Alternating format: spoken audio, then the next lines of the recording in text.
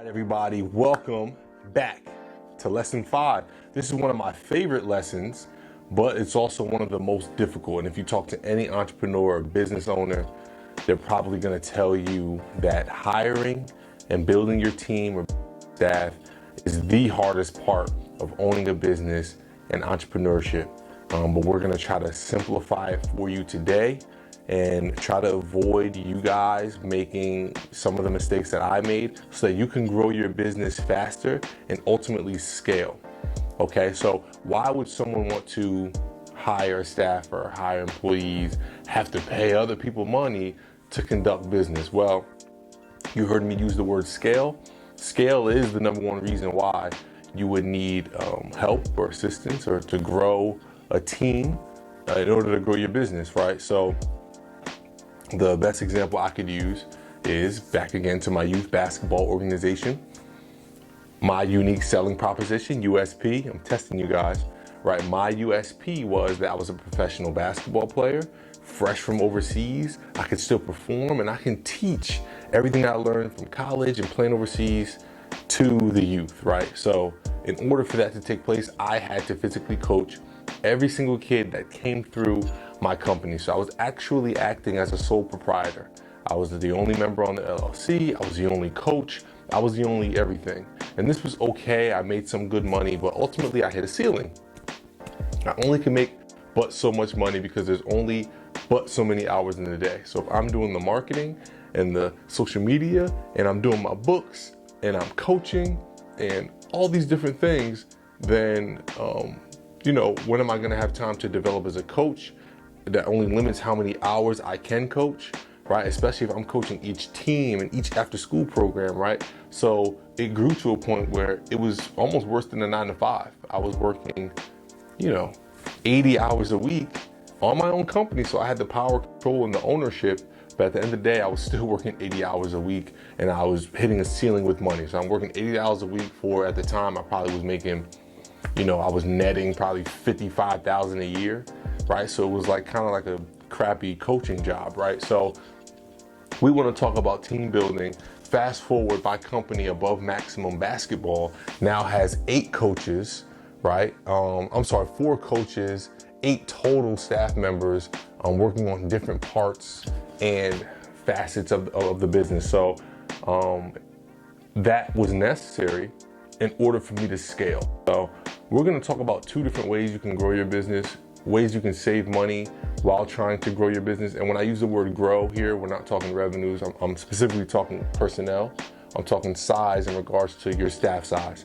So as a small business, silence this phone, as a small business, it's very difficult to have people on salary like you would imagine. So I remember when I first started, I thought that hiring someone meant that I literally had to put them on salary. And I'm like, how can I put somebody else on salary? I don't even have myself on salary. I can't even pay myself consistently, let alone someone else.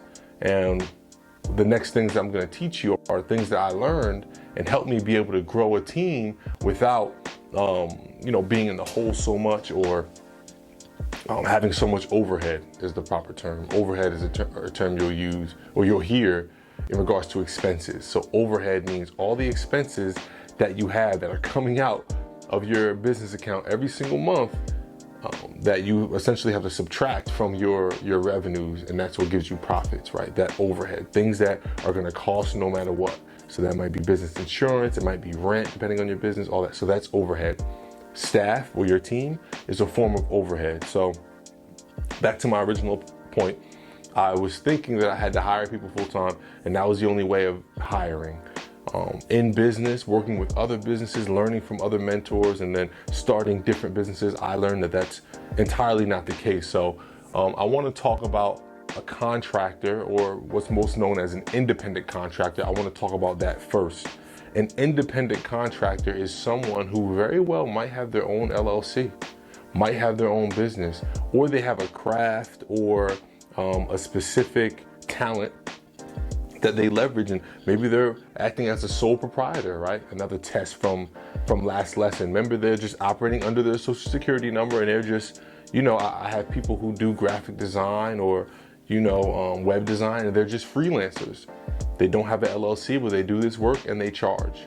These people are some of my favorite because they are very lenient, or not lenient, that's not the word, flexible, extremely flexible. So these are people who are willing to take a salary.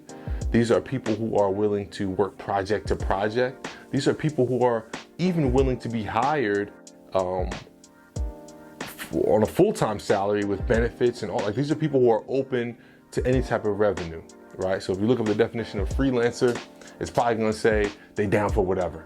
No, just kidding. But freelancers, independent contractors, or contractors can be a person or a full company that provides a service. You as a company need to understand that that is overhead, but that is also technically hiring or team building. So when we're talking about building a team, my original staff happened to be a friend of mine who did web design and graphic design, right? But we were paying him a monthly stipend is not the term, but we'll use stipend for now. So these freelancers often will take different forms of salary, whether it's monthly, whether it's project to project. A lot of times, some of them will even take a full-time job, but their biggest thing, usually independent contractors, if it's an individual, right, their biggest thing is not having a non-compete, which would mean, for example, I could be an independent contractor because I'm good at sales, and you bring me in to sell stuff for you, and you don't have to pay me a salary, you just pay me a commission. But in my contract, it might say that I can't do sales for anyone else. Me as an independent contractor might not be okay with that.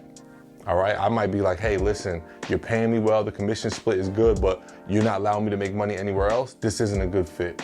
So the term contractor, the root word, if you look, is contract, right? That means each individual contractor, you can have a different contract with, right? I can have one graphic designer as a freelancer here and another one here, and this one's contract is way different than this one's. I could be paying this one less, this one could be doing more work, this one could have different work, this one could only be working for us, this one could still be freelancing with other companies.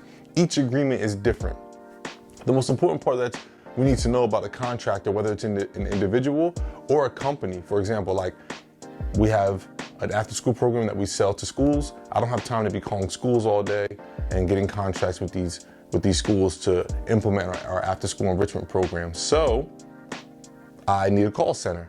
There are companies that provide call centers. You just got to give them a script and they provide a whole call center, and you pay that company, and then that company pays the individuals to, act as your call center, right? So that's an example of a contractor. That's a company.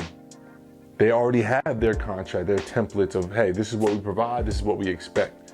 For you, from your perspective, all you're worried about is, A, I don't have to pay taxes to that on that contractor, right? So when someone is on salary or an employee, which we'll talk about in a little bit, you're responsible for paying taxes to be withheld for that person. You're oftentimes responsible for providing benefits.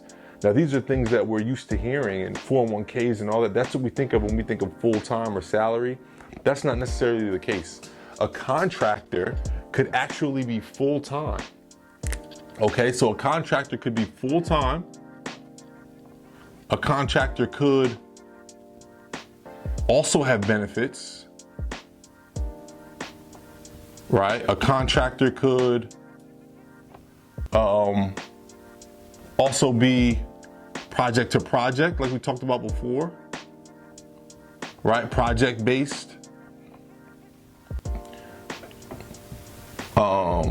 Oftentimes you're gonna issue a contractor, if we're talking an independent contractor, a 1099, which means that you don't have to pay the initial taxes.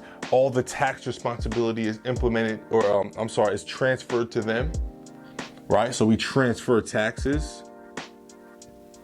And I'm just spitting out some stuff, like I said in the last lesson. It's very important that you contact your attorney and CPA in regards to these agreements